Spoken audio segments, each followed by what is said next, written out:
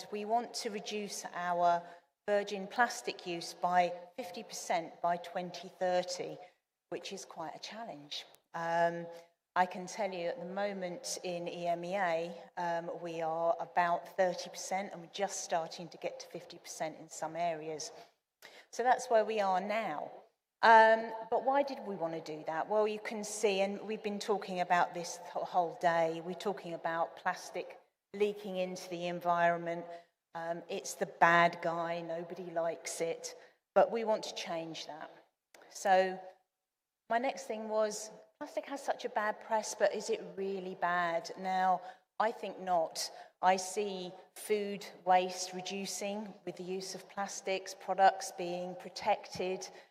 It's cheap, it's economic, it's easy to print and makes us be able to have beautiful packaging on our shelves.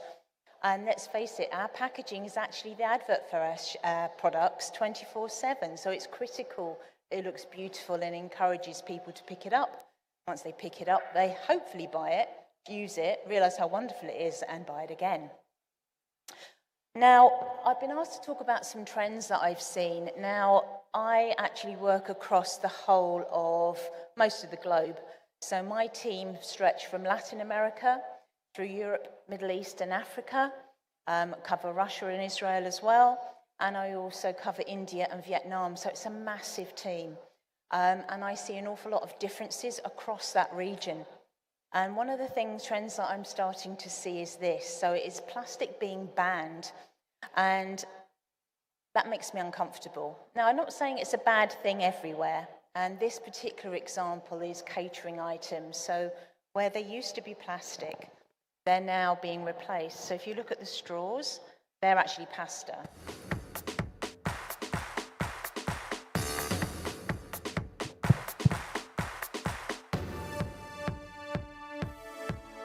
Who does not know this very esteemed panel and panelists?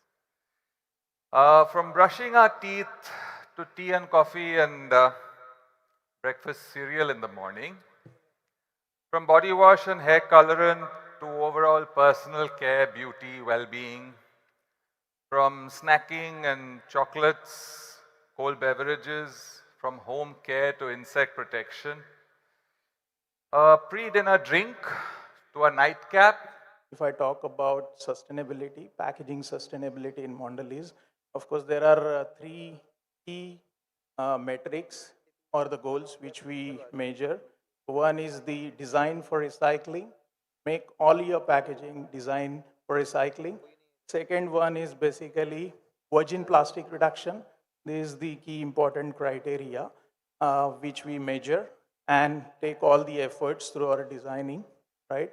And third one is evolve your packaging in support of the improved systems in terms of EPR schemes, advocacy, and supporting the capacity as well as capability infrastructure across the circularity.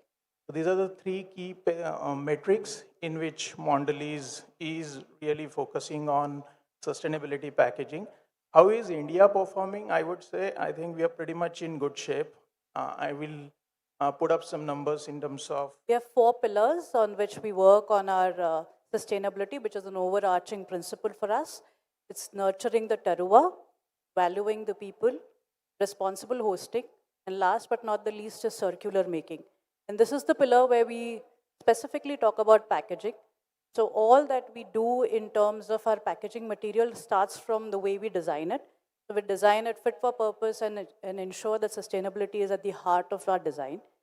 While we also look at how we can enhance our recycled content, as the speaker earlier mentioned, that we gradually are on our journey to increase our recycled content.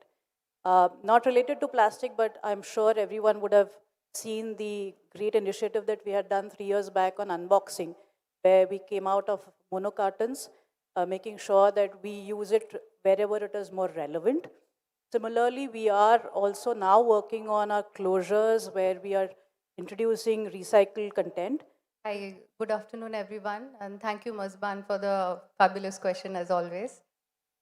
So I would not start by just talking about what we have been doing in India, but what we have been doing as an organization. And at Unilever, doing PCR or the use of post-recycled content is not just a compliance, it's a way how our innovations are developed, it's a way how we partner with our suppliers as well. And we started the journey over 8 years ago, and we have been working hand in hand with the partners both in India and abroad in building the right practices to use this material back into packaging, because eventually quality is the most an important element for any kind of a product that you put in market, because you and I, we all are consumers and safety is the most important element. So while working with the India business, we have led some significant partnerships, and I'll talk that about we have done here at Godrej or GCPL, and specifically in India, because GCPL is one of those multinational that is headquarters in India, right? So I think over here we are able to take a lot of decisions at a much faster pace than otherwise. We have been doing again the work across multiple pillars, the way even Sharmishtha or Yogesh spoke about. But essentially, how do we move towards recycled packaging, using the recycled packaging in many of our products, right?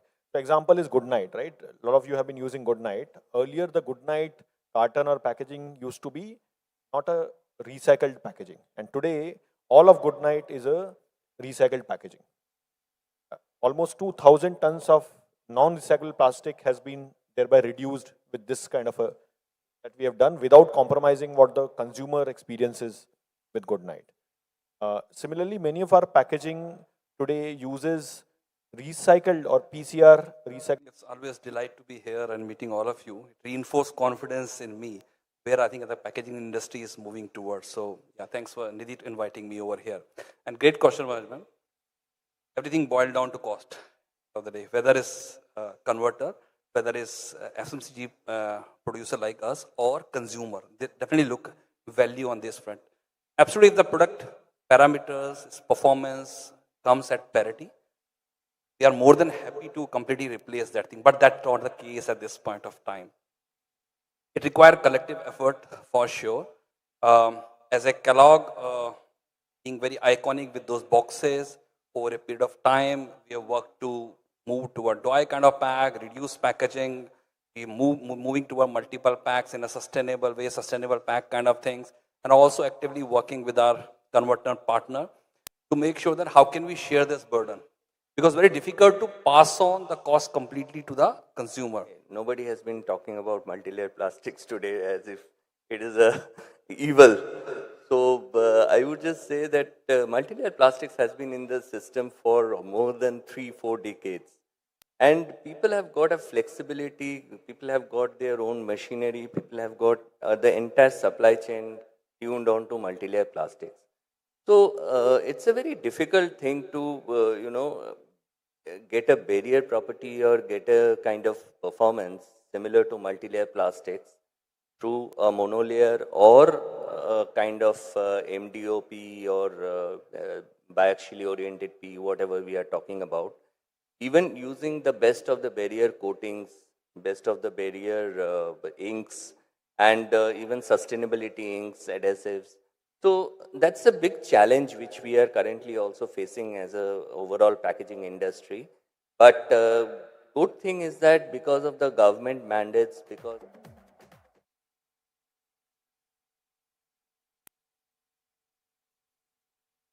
much.